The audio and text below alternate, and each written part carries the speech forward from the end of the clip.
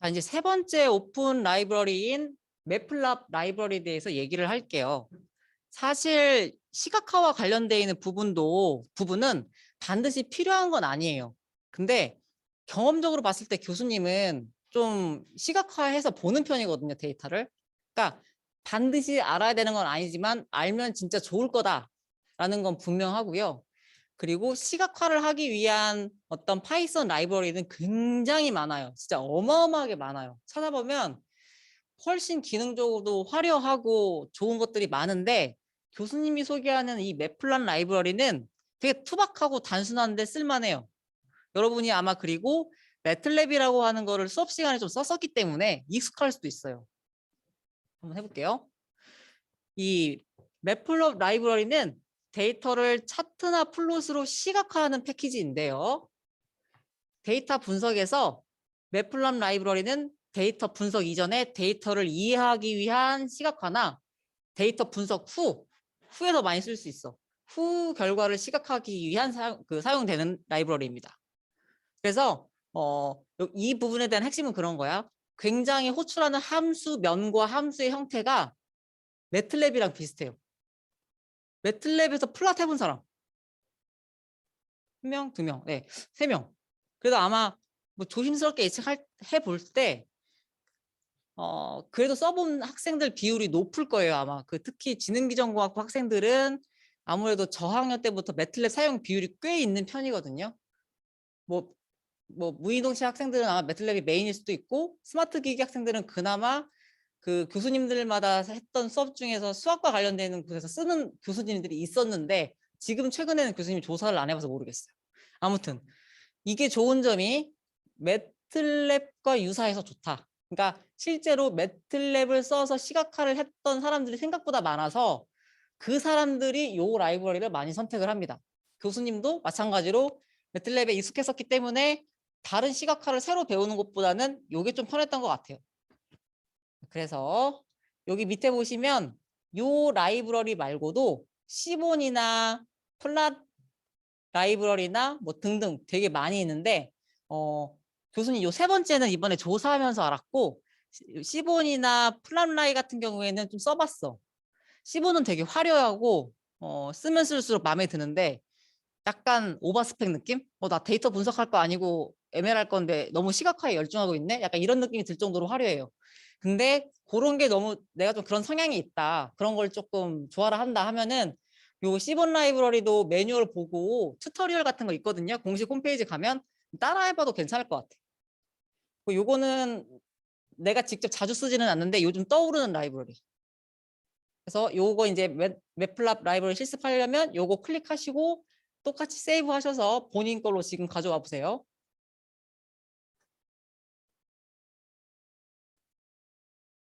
네. 그래서 이제 한번 그려봅시다. 주로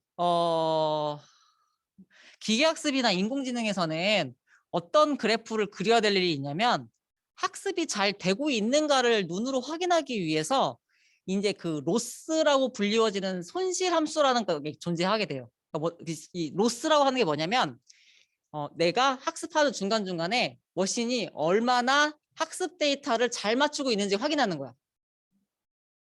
자, 봐봐. 내가 교수님이 계속 어떤 학생을 가르치다가 중간에 질문을 하잖아. 질문을 10개를 해서 처음에는 9개를 틀렸어. 아직 학습이 덜 됐구나.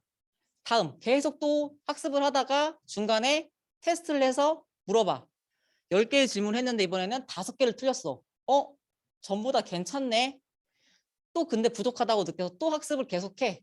그러다가 다시 세 번째 물어봤더니 10개 답 중에서 한 개만 틀렸어. 그러니까 이런 것들을 도식화를 하면서 해서 눈으로 보다 보면 처음에는 9개 틀렸고 5개 틀렸고 1개 틀렸고 하는 것들을 플롯해 보면 점점 얘가 시각화했을 때 잘 배우고 있다라고 하는 것을 알 수 있게 되잖아요. 잠깐만요. 이거 학생이거든. 받아가지고 얘기 좀 잠깐 전해줘. 좀만 기다리라고.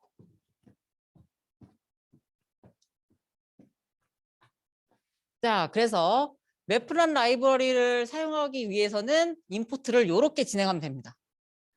임포트 매플랍 라이브러리 안에 있는 우리는 파이플랏이라고 하는 거를 주로 쓰게 될 건데요. 이 매플랍 라이브러리 파이플랏 as PLT라고 하면 마찬가지로 앞으로는 PLT라고 하는 애칭으로 부르겠다라는 겁니다. 그래서 이렇게 호출을 한 다음에 자 이제 플롯을 해봅시다. 플롯을 하려면 가장 좋은 거는 이 plt.plot만 하면 돼요. 그때 플롯하고 싶은 데이터를 이렇게 하나 둘 셋 넷 하나 둘 셋 넷 x, y를 연속해서 4개를 써주면 돼요. 3차원 데이터를 플롯하고 싶으면 하나 둘 3개가 필요하겠죠. 얘도 조심해야 될 거 쌍이 이렇게 쌍이에요. 근데 그때 제목을 지정해주고 싶으면 타이틀이라고 하는 걸 사용하면 되고요. 이거부터 시행을 했었어야 되는데 여러분 이거 앞에 거 실행해 보시고 밑에 거 수행해 보시면 이쁜 그래프가 나올 거예요.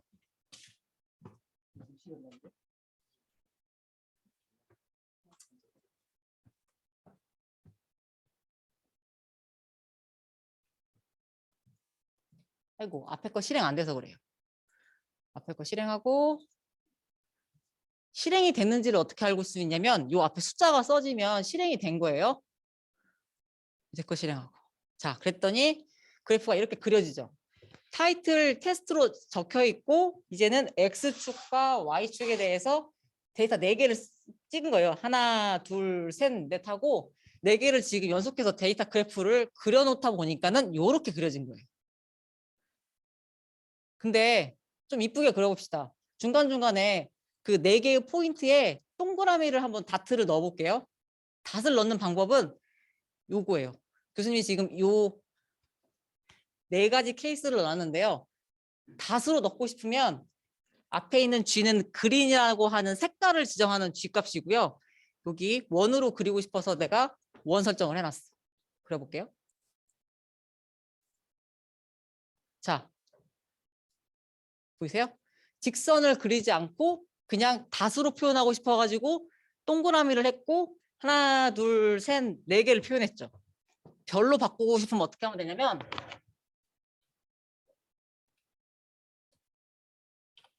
그 밑에 있는 예시들이 다 그런 거예요.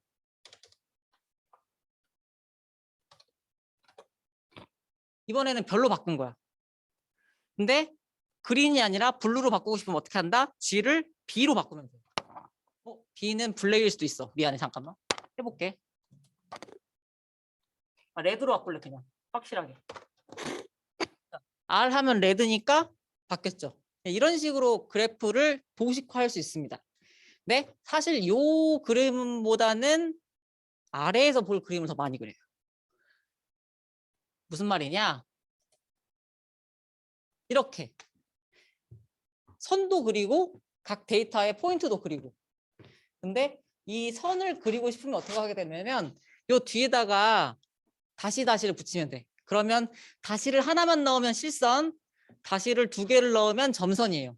그러니까 이런 식으로 어떤 값을 플롯 안에 넣을지에 대한 설명은 매뉴얼에 너무너무 자세하게 나와 있는데 너무 많아서 사실 복잡할 거야.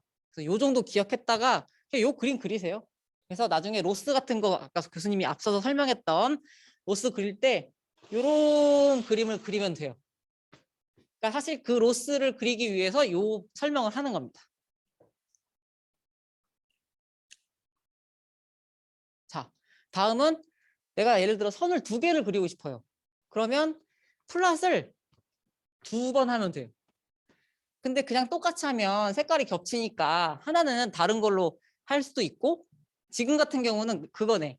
얘는 선으로 그리고 이 밑에는 밑에 데이터는 닷으로 그리고 얘는 2가지를 지금 나눠놨네요. 앞에서 교수님이 얘를 지금 이렇게 선과 점을 같이 그리는 방식으로 표현을 이렇게 했었고 이 밑에 거는 선 그리고 닷 따로 그리고 그냥 정말로 이 데이터를 바꾸면 선 2개 그려져요. 그래서 보통 우리가 로스 그림을 그릴 때 어떻게 그리냐면 학습 데이터에 대한 로스랑 테스트 데이터에 대한 로스 2개 그리거든요. 그래야 그 2개의 경향성을 보고 분석하게 될 거예요. 못 알아들어도 돼요. 나중에 다시 친절하게 배울 거야. 근데 어쨌든 뭐 로스라는 게 있는데 그때 그 로스를 그리려면 그래프 두 개를 그려야 된대. 그래서 이렇게 그 두 개를 그리는 방법을 알고 있으면 좋다. 뭐 축에 대한 레이블을 추가하는 방법, 뭐 여기서부터 좀 그런 거죠. 뭐 알면 좋은 거. 뭐 X 레이블이라고 붙이면 요 X에 대한 레이블이 붙고 Y 레이블은 요 Y 레이블에 대해서 붙습니다. 자, 이렇게 타이틀이니까 타이틀 테스트, X 여기 X, 여기 Y는 Y. 이렇게 그린 거예요.